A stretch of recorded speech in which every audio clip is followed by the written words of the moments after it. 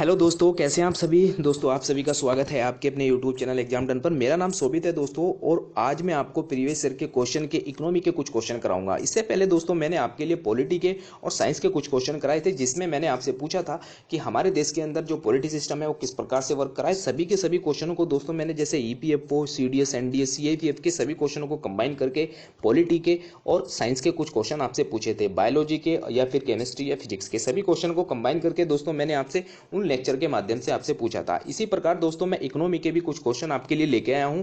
इसमें दोस्तों मैं आपसे पूछूंगा कि ईपीएफओ या फिर सीडीएस में, एनडीए में जितने भी क्वेश्चन आपसे पूछे गए कंबाइन करके सारी की सारी बातें आपसे पूछूंगा। आपको जो क्वेश्चन होगा दोस्तों उसका आंसर मुझे कमेंट बॉक्स में करना है। दोस्तों सबसे पहले बस थोड़ी सी यही रिक्वेस्ट करूंगा आपसे कि मुझे आप इसको जो चैनल है मेरा सपोर्ट जरूर करिए, जिससे कि थोड़ा मुझे मोटिवेशन मिलता रहे। चलिए दोस्तों शुरू करते हैं अपने पहले क्वेश्चन से। देखते हैं कि क्या इसमें पूछा गया है। इसमें आपको कौन सा कथन सही नहीं है स्टेटमेंट में आपको पूछा गया है। आप इसका आंसर मुझे कमेंट बॉक्स में दे सकते हैं, और इंग्लिश में भी आप इसको पढ़ सकते हैं। ये इंग्लिश में है, ठीक है। इसमें जब पूछा गया है दोस्तों, जब अर्थव्यवस्था अपनी अक्षमता से धीमी गति से बढ़ती है तो बेरोजगारी दर बढ़ती है। क्या ये ऑप्शन सही है या गलत है, आपको आंसर देना है। ऑप्शन नंबर 20, संरचनात्मक रोजगार तब होता है जब विशेष वस्तुओं की मांग में परिवर्तन या स्वचालन के कारण नौकरियां समाप्त हो जाती है। ऑप्शन नंबर सी, अर्थव्यवस्था में मंदी चक्रीय बेरोजगारी की ओर ले जाती है। ऑप्शन नंबर डी, पूर्ण रोजगार मापा जाता है बेरोजगारी दर जब नकारात्मक रहती है। तो ये क्वेश्चन का आंसर दोस्तों आप मुझे देना है, और इस क्वेश्चन का जो आंसर होगा दोस्तों वो होगा option number B. Option number B क्या कहता है कि संरचनात्मक बेरोजगारी या रोजगार तब होता है जब विशेष वस्तु की मांग में परिवर्तन या स्वचालन के कारण नौकरियां समाप्त हो जाती है। ऑप्शन नंबर बी के अंदर दोस्तों आपको एक की पॉइंट दिख रहा होगा, वो है रोजगार। इसमें बात कर रहे हैं सभी की बेरोजगारी की, लेकिन इसमें रोजगार पूछा गया है, तो ऑटोमेटिकली ये क्वेश्चन तो जो ऑप्शन नंबर बी होगा ये गलत हो जाएगा। और आपसे पूछा क्या गया है कि ऑप्शन नंबर इसमें कौन सा कथन सही नहीं है, ठीक है दोस्तों। अब इस क्वेश्चन की दोस्तों मैं आपको एक्सप्लेनेशन देता हूँ। दोस्तों जो बेरोजगारी होती है वो चार प्रकार की होती है, जैसे स्ट्रक्चरल बेरोजगारी, सीजनल बेरोजगारी, या फिर साइक्लिक, या फिर फ्रिक्शनल बेरोजगारी। स्ट्रक्चरल बेरोजगारी दोस्तों वो होती है जब टेक्नोलॉजी के आधार पर वो चेंज होती है। जैसे किसी कंपनी या फैक्ट्री के अंदर कोई टेक्नोलॉजी उत्पन्न होती है या बनाई जाती है, तो दोस्तों वहां पर जो वर्कर कार्य कर रहे हैं तो उनकी जो रोजगार है वो कहीं ना कहीं कम होने लगते हैं। उसको कहा जाता है दोस्तों स्ट्रक्चरल बेरोजगारी। और सीजनल बेरोजगारी के अंदर दोस्तों जो जॉब होती है वो ईयर टू ईयर चेंज होती रहती है। और साइक्लिक बेरोजगारी के अंदर बिजनेस के आधार पर दोस्तों साइक्लिक बेरोजगारी होती है। फ्रिक्शनल के आधार पर दोस्तों वर्क, जैसे कहीं पर आप यहां पर काम कर रहे हैं तो अगले साल आप कहीं और पर काम करेंगे, उसको कहा जाता है दोस्तों फ्रिक्शनल बेरोजगारी। ये है दोस्तों अनएम्प्लॉयमेंट, यानी कि टाइप ऑफ अनएम्प्लॉयमेंट बेरोजगारी के प्रकार, ठीक है। इनको दोस्तों चार प्रकार में बांटा गया है। ये आपको मैंने बातें बताई। आप अगले क्वेश्चन की तरफ चलते हैं। इसमें क्या पूछा गया है, वह राशि जिसके द्वारा सकल घरेलू उत्पाद का संतुलन स्तर सकल घरेलू उत्पाद के पूर्ण रोजगार स्तर से अधिक हो जाता है वह कहलाती है। The amount by which the equilibrium level of real GDP exceed the full employment level of GDP is called। क्या रिसेशनरी गैप है या इन्फ्लेशनरी गैप है, इनकम मल्टीप्लायर है, ऑटोमेटिक स्टेबलाइजर है। इसका जो आंसर होगा दोस्तों वो होगा ऑप्शन नंबर बी, यानी कि इन्फ्लेशनरी गैप। अब इन्फ्लेशन की जो सीरीज दोस्तों मैंने आपको बताई थी, जीडीपी के बारे में मैंने आपको बताया एक सीरीज के माध्यम से। इसी प्लेटफॉर्म पर दोस्तों मैंने आपके लिए इकोनॉमी की सीरीज को रन किया है। उसमें लगभग मैंने आपके लिए 14 लेक्चर उनको किया है। 14 लेक्चर के माध्यम से जैसे जीडीपी क्या होती है, और फिजिकल पॉलिसी, मॉनेटरी पॉलिसी क्या होती है, हमारा इंफ्रास्ट्रक्चर कैसे वर्क कर रहा है, हमारा जो इंफ्रास्ट्रक्चर है वो सबसे ज़्यादा कहाँ पर कारगर साबित होता है, वो सभी की सभी दोस्तों बातें मैंने एक लेक्चर सीरीज के माध्यम से आपके लिए डिस्कस की है। आप चाहे तो जाकर उनको देख सकते हैं। उनमें आपको जीडीपी के बारे में, एनडीपी के, जीवीए के बारे में, सभी के बारे में पता चल जाएगा, ठीक है दोस्तों। जो अगले क्वेश्चन की तरफ चलते हैं। इसमें क्या पूछा गया है, इसमें दोस्तों आपको पूछा है कि जो एम्प्लॉयमेंट है वो इकोनॉमी के आधार पर कैसे डिवाइड करते हैं, मतलब रोजगार की स्थिति में अर्थव्यवस्था को किस प्रकार से बांटा गया है। क्या संगठित और असंगठित क्षेत्र में, निजी और सार्वजनिक क्षेत्र में, मौसम और प्रच्छन्न क्षेत्र में, प्राथमिक या माध्यमिक और तृतीयक क्षेत्र में। इसको आप इंग्लिश में भी पढ़ सकते हैं। इंग्लिश में दोस्तों ऑर्गेनाइज एंड अनऑर्गेनाइज सेक्टर के माध्यम से, प्राइवेट और पब्लिक सेक्टर के माध्यम से, सीजनल एंड डिस्टिंग्विश सेक्टर के माध्यम से, या फिर प्राइमरी सेक्टर एंड ट्रेजरी के माध्यम से। इसका जो आंसर होगा दोस्तों वो होगा ऑप्शन नंबर ए, यानी कि ऑर्गेनाइज एंड अनऑर्गेनाइज सेक्टर के माध्यम से। रोजगार की स्थिति के आधार पर दोस्तों अर्थव्यवस्था को बांटा जाता है। संगठित और असंगठित क्षेत्र के आधार पर। वही निजी और सार्वजनिक, जैसे एक सार्वजनिक एक आदमी है उसके आधार पर उसको बांटा जाता है। ऐसे ही हमारे देश की अर्थव्यवस्था की और पूरी दुनिया की जितनी भी अर्थव्यवस्था है, जितने भी देश हैं, उनको इसी प्रकार से बांटा जाता है, मौसमी और प्रच्छन्न क्षेत्र के आधार पर। ये दोस्तों एम्प्लॉयमेंट के कंडीशन के आधार पर अर्थव्यवस्था को बांटा जाता है। ठीक है, ये इंपॉर्टेंट क्वेश्चन है आपके लिए, ये क्वेश्चन आपसे पूछे गए हैं पिछले ईयर में। ठीक है, अब अगले क्वेश्चन की तरफ चलते हैं। अब दोस्तों मैं बात करता हूं, इसमें किसानों को प्रोत्साहन देने के लिए सरकार द्वारा प्रतिवर्ष बुआई के मौसम से पहले घोषित मूल्य को क्या कहा जाता है? क्या बफर कीमत कहा जाती है, कीमतें जारी करें इसको कहा जाता है, या इशू प्राइस, या मिनिमम सपोर्ट प्राइस कहा जाता है यानी कि न्यूनतम समर्थन मूल्य कहा जाता है, या फेयर सस्टेंट प्राइस या उचित निर्वाह मूल्य कहा जाता है? इसका कहा जाता है दोस्तों न्यूनतम समर्थन मूल्य यानी कि मिनिमम सपोर्ट प्राइस। सरकार के द्वारा दोस्तों किसानों को प्रोत्साहन दिया जाता है। किस प्रकार का प्रोत्साहन उसको दिया जाता है दोस्तों? एमएसपी के आधार पर। अब एमएसपी क्या होती है? एमएसपी वो होती है दोस्तों जब सरकार एक किसान अपना मूल्य को, अपने जो खर्चा होता है उसको, उसके सरकार जो देती है उसको 1.5 गुना करके देती है। अब वो 1.5 गुना कैसे देती है दोस्तों? एक फॉर्मूला है जब सरकार एमएसपी को निकालती है। पहले तो मैं आपको बताता हूं इसकी रिकमेंडेशन किस प्रकार से दी जाती है। दोस्तों रिकमेंडेशन देती है सरकार को, कौन देता है? Commission for agriculture cost and price यानी कि सीएसीपी के आधार पर सरकार जो एमएसपी होती है वो फिक्स करती है। कैसे फिक्स करती है? 1.5 गुना। अब मैं आपको एक उदाहरण के माध्यम से समझाता हूं। उदाहरण कैसा दोस्तों? जैसे आपने देखा होगा एक क्विंटल अनाज की कीमत 1,000 रुपये मान लेते हैं। अब 1,000 रुपये की जो कीमत है वो किसकी? किसान की कीमत आई।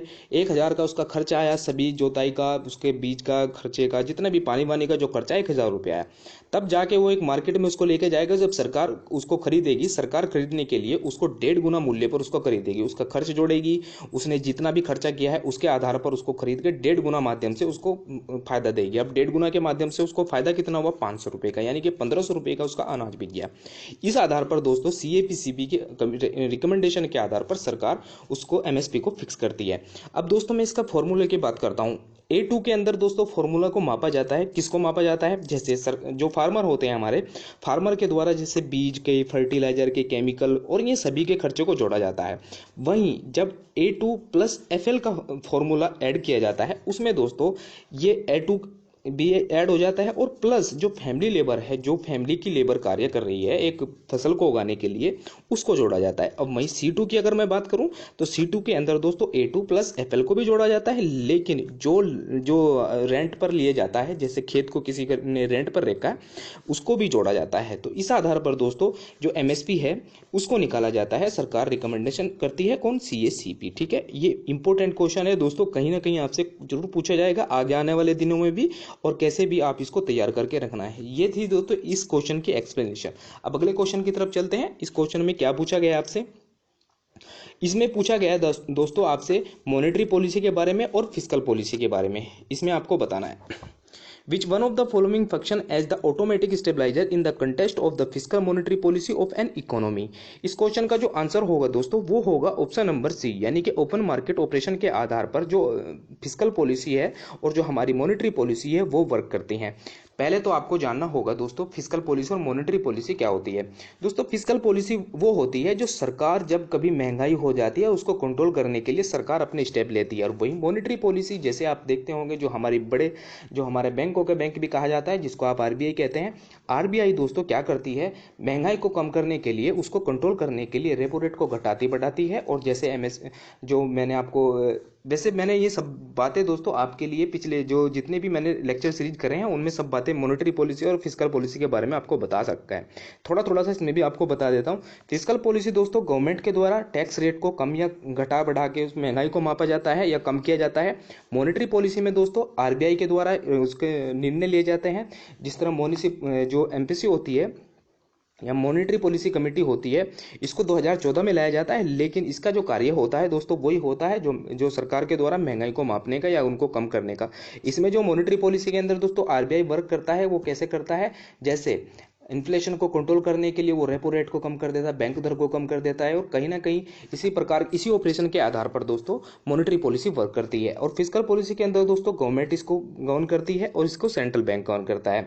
इसका जो फिस्कल पॉलिसी के अंदर दोस्तों कोई टारगेट नहीं होता, लेकिन मॉनेटरी पॉलिसी के अंदर दोस्तों इन्फ्लेशन का जो टारगेट होता है उसको कम करने के लिए होता है। ठीक है, ये सब बातें हैं दोस्तों फिस्कल पॉलिसी और मॉनेटरी पॉलिसी के अंदर।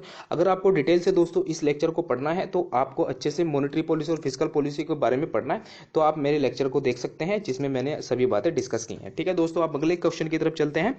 इसमें क्या कहा गया है दोस्तों, मोटे तौर पर जन्म और मृत्यु दर दोनों कम है, जिसमें जनसंख्या के संक्रमण मॉडल में निम्नलिखित चरणों में से एक है। Broadly both and birth death rate are low in which one of the following stage है डेमोग्राफिक ट्रांजिशन मॉडल। दोस्तों मॉडल के आधार पर जो हमारी डेमोक्रेटी है, जो जनसंख्या के संक्रमण मॉडल है, उसको बांटा गया है। पहले तो इसका क्वेश्चन का जो आंसर है वो आप सुन लीजिए। इसका जो आंसर है दोस्तों वो है लो स्टेशनरी स्टेज, यानी कि निम्न स्तर व्यवस्था। जब दोस्तों पहले तो आप ये देखिए जो उसमें दिखाया गया है डेमोग्राफिक ट्रांजिशन मॉडल के आधार पर स्टेज के वाइज इसको बांटा गया है। अगर दोस्तों हाई फ्लक्चुएशन होती है, जैसे कि जो बर्थ रेट और डेथ रेट दोनों हाई रहते हैं या फिर इक्वल रहते हैं, उसको दोस्तों स्टेज 1 में रखा गया है। और स्टेज टू के अंदर दोस्तों अर्ली एक्सपेंडिंग होती है। जैसे स्टेज सेकंड में अंदर क्या कहा गया है, जो डेथ होती है वो तो कम होती है, लेकिन जो पॉपुलेशन होती है वो रैपिडली ग्रो करती है, उसको स्टेज 2 यानी कि अर्ली एक्सपेंडिंग के अंदर रखा गया है। और लेट एक्सपेंडिंग के अंदर दोस्तों जो स्टेज 3 होती है, इसमें बर्थ रेट होता है दोस्तों वो नीचे जाता है, और जो पॉपुलेशन ग्रो होती है वो होती है दोस्तों ऊपर जाती है। इस मतलब वो स्लो डाउन होती है, पॉपुलेशन स्लो डाउन होती है, बर्थ रेट भी फॉल करता है। ये आता है दोस्तों लेट एक्सपेंडिंग के अंदर। और लो फ्लक्चुएटिंग के अंदर दोस्तों क्या आता है, ये आता है इसमें 4th स्टेज होती है, और डेथ रेट और लो ये सब लो होते हैं, लेकिन जो पॉपुलेशन होती है वो स्टेबल होती है। लेकिन मैंने आपको क्या बात बताई इसमें, मैंने बताई इसमें ऑप्शन नंबर 4 यानी कि निम्न स्तर व्यवस्था, इसके आधार पर जो मृत्यु दर होती है और जन्म दर होती है वो दोनों ही कम होती है निम्न स्तर अवस्था के आधार पर। ठीक है, ये इसका क्वेश्चन का आंसर है, इसको आपको ध्यान रखना है। अब दोस्तों अगले क्वेश्चन की तरफ चलते हैं। इसमें जो कहा गया है इसको आपको इसका आंसर देना है मुझे कमेंट बॉक्स में। विच one of the following is a full factor for migration.